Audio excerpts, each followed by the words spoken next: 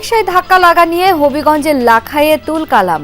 গতকালের পর আজও তুমুল সংঘর্ষে জড়ায় দুই গ্রামের বাসিন্দারা।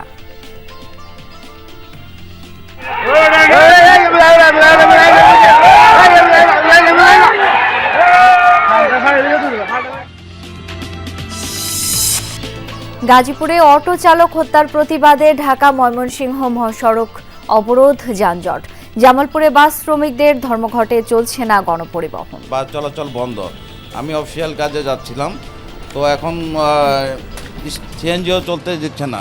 এই কাউন্টারের সামনে আসার পরে তারপর ডাবর থেকে রানিং গাড়ি থেকে ফালাই দিচ্ছে। জামালপুরে সমবায় সমিতির নামে প্রতারণা, গ্রাহকের ১,৫০০ কোটি টাকা নিয়ে লাপাত্তা অন্তত ৩০টি সংস্থা। মির্জা আজম পরিবারের যোগসাজশের অভিযোগ। যন্ত্রণায় আমি সহ্য করতে না পেরে আমি একটি কিডনি বিক্রির সিদ্ধান্ত নিয়েছি। বিগত সরকারের সময় মির্জা আজম সম্পৃক্ত ছিল বেশিরভাগ সময়।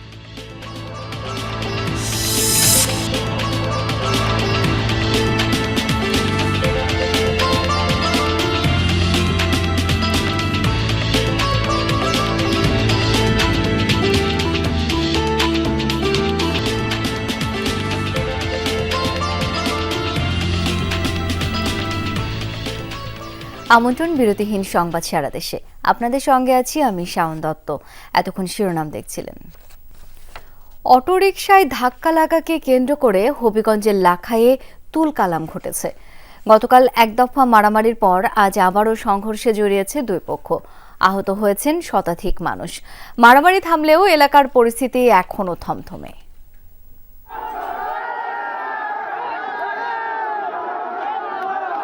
হবিগঞ্জের লাখাই উপজেলার সিংহগ্রাম, পুরো গ্রামই যেন রণক্ষেত্র। সকাল সকাল দেশীয় অস্ত্র নিয়ে সংঘর্ষে জড়ায় দুটি গ্রামের হাজারো মানুষ।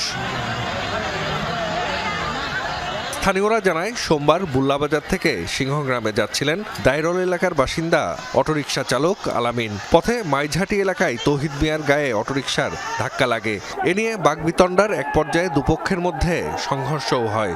পরে বিষয়টি মীমাংসা হয়। তবে মঙ্গলবার সকালে এ নিয়ে আবারও ছড়ায় উত্তেজনা। দুপক্ষের মধ্যে সংঘর্ষ চলে ঘণ্টাব্যাপী। পরে পুলিশ গিয়ে পরিস্থিতি নিয়ন্ত্রণে আনে। পুলিশ দেওয়ার পরে পরিস্থিতি স্বাভাবিক আছে, পুলিশ মোতায়েন আছে। কোনো আটক বা মামলা না, মামলা আটক নাই। দুপক্ষের সংঘর্ষে আহত হন শতাধিক মানুষ। চিকিৎসার জন্য তাদেরকে নেওয়া হয় বিভিন্ন হাসপাতালে। জাহিদ হাসান, যমুনা নিউজ। গাজীপুরে এক অটো চালককে হত্যার প্রতিবাদে ঢাকা ময়মনসিংহ মহাসড়কে বিক্ষোভ করেছে স্বজন ও এলাকাবাসী। সকাল থেকে দু দফায় শ্রীপুরের নতুন বাজার এলাকায় মহাসড়কে অবস্থান নেয় বিক্ষুব্ধরা। এতে বন্ধ হয়ে যায় যানবাহন চলাচল, ছড়িয়ে পড়ে যানজট। নিহত লিটনের স্বজনরা জানায়, গতকাল বিকেলে মাস্টারবাড়ি এলাকায় তাকোয়া পরিবহনের মিনিবাসের সাথে লিটনের অটোরিকশার সংঘর্ষ হয়। বাকবিতণ্ডার এক পর্যায়ে ক্ষিপ্ত হয়ে অটো চালককে খালি মিনিবাসটিতে তুলে নিয়ে হত্যা করে চালক ও হেলপার। শ্রীপুরের নতুন বাজার এলাকায় মরদেহ ফেলে রেখে পালিয়ে যায় মিনিবাসটি। এই ঘটনায় পুলিশের বিরুদ্ধে মামলা না নেওয়ার অভিযোগও করেন বিক্ষুব্ধরা। পরে বেলা 11:30টার দিকে থানায় মামলা হলে মহাসড়ক থেকে সরে যায় তারা।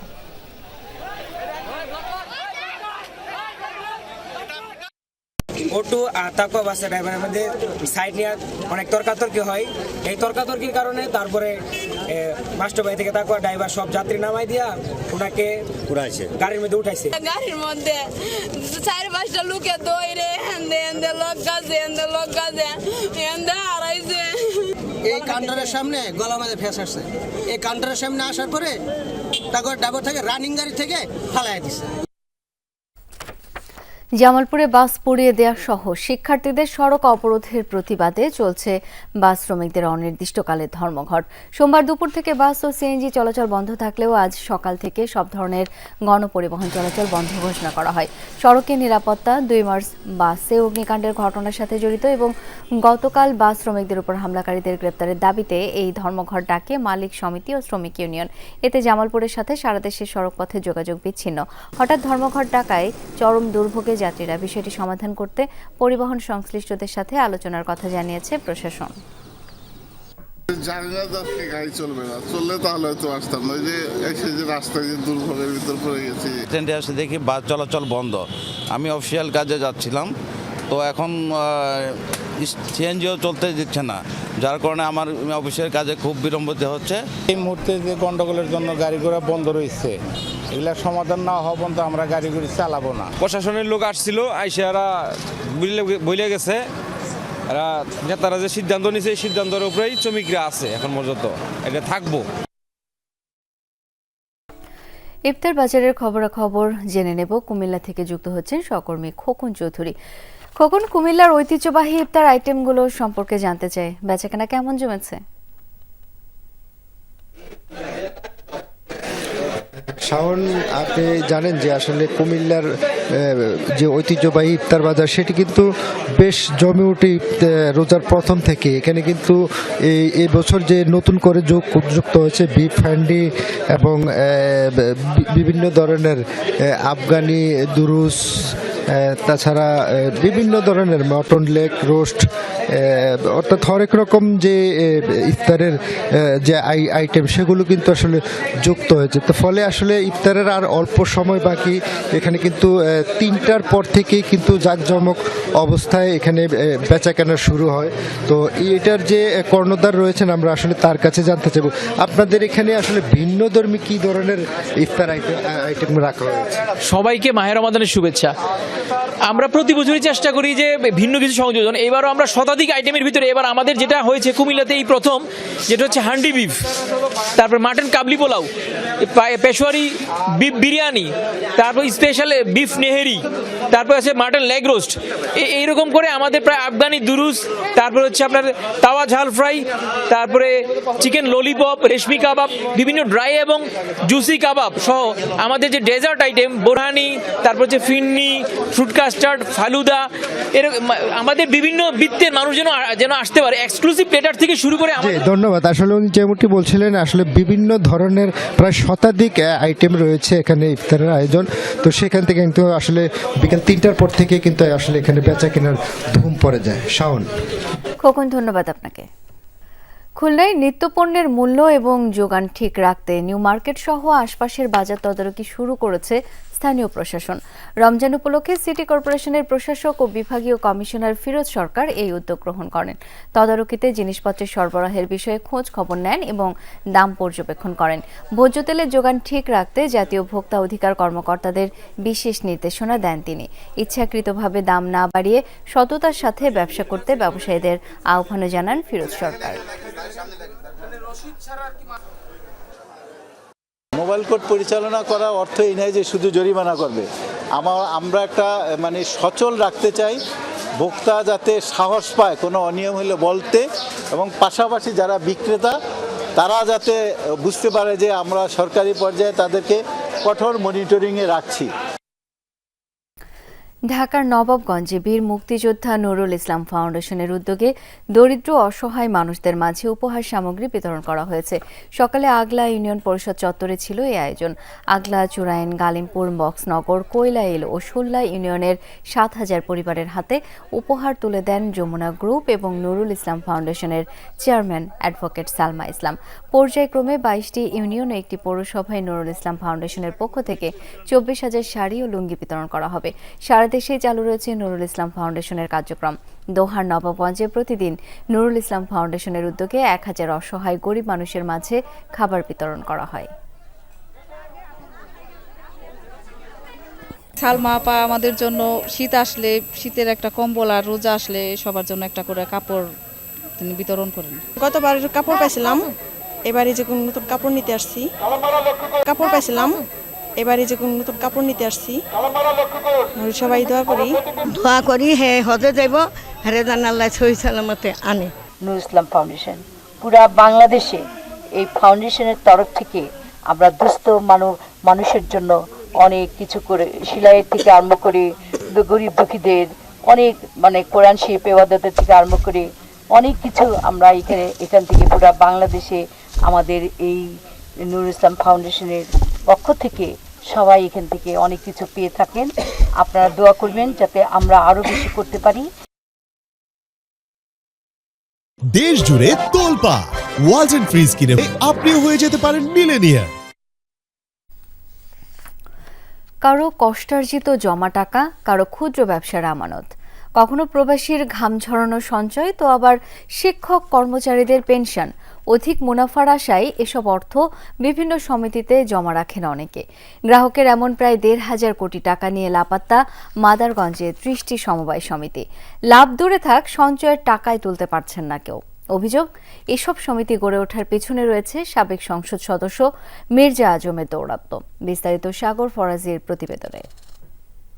কথাবার্তার এরকম যন্ত্রণায় আমি সহ্য করতে না পেরে আমি একটি কিডনি বিক্রির সিদ্ধান্ত নিয়েছি। এমন আত্মঘাতী সিদ্ধান্তের কথা বলছিলেন বেসরকারি স্কুলের একজন শিক্ষিকা। জামালপুর মাদারগঞ্জে নবতী বহুমুখী সমবায় সমিতিতে স্বামীর ব্যবসার টাকা জমা করেন তিনি। এখন লাপাত্তা সমিতির মালিক, সঞ্চয়ের টাকা তুলতে না পেরে শেষমেশ এই পথ। দেবর ননদ যার যার যার প্রয়োজন তারা টাকা চাচ্ছে, তো সমবায় সমিতির লোকে দিতে পারতেছে না। বহুতভাবে ওদেরকে রিকোয়েস্ট করার পরও আমি তাদের এই কোনো ফলাফল পাইনি। টাকা জমা রাখলে ব্যাংকের চেয়ে অধিক হারে মুনাফা, এমন প্রলোভনে এই নারীর মতো কেউ এককালীন তো কেউ মাসে মাসে কষ্টের টাকা জমা রাখেন মাদারগঞ্জের বিভিন্ন সমিতিতে। এখন লাভ তো দূরে থাক, আসল টাকায় তুলতে পারছেন না কেউ। আমার দেখানোর মতো কেউ নাই, না বাবা আছে না ভাই আছে। এখন আমি কিভাবে চলি, এখন এই টাকাগুলোর উপর ভরসা করে আসি। মির্জা আজম তো 16-17 বছর ক্ষমতায় ছিল, আর যে 17 দলের যে মেন সে ছিল মির্জা আজমেরই খালাতো ভাই। যখন সমিতি চলছে তখন তো আমরা বুঝি নাই যে এর ভিতরে রাজনীতির লোক আছে। ভুক্তভোগীদের অভিযোগ, উপজেলার আনাচে কানাচে ব্যাঙের ছাতার মতো এসব সমিতি গড়ে ওঠার পেছনে জড়িত 7 বারের এমপি মির্জা আজমের পরিবার। বিভিন্ন ব্যবসার লগ্নির জন্য গ্রাহকের কাছ থেকে টাকা সঞ্চয় করে এই সমিতিগুলো। তবে 2 বছর ধরে বন্ধ এমন 30টিরও বেশি সমিতির কার্যক্রম। প্রতিষ্ঠানগুলোর কাছে আটকা রয়েছে 35,000 গ্রাহকের অন্তত 1,500 কোটি টাকা। 2 বছর যাবৎ আমাদের গ্রাহকদের কোনো মুনাফাও দেওয়া হচ্ছে না এবং তাদের যে আমানত রেখেছেন সেটাও পরিশোধ করা হচ্ছে না। মির্জা আজমের খালাতো ভাই, হয়তো এই প্রভাবও হইতে পারে। অর্থ উদ্ধারে কমিটি গঠন, আন্দোলন সংগ্রাম, কোনো কিছুতেই কোনো সুফল পায়নি ভুক্তভোগীরা। প্রায় আমরা ইতিমধ্যে যতটুকু জেনেছি প্রায় 1,500 কোটি টাকা এরা সংগ্রহ করেছে।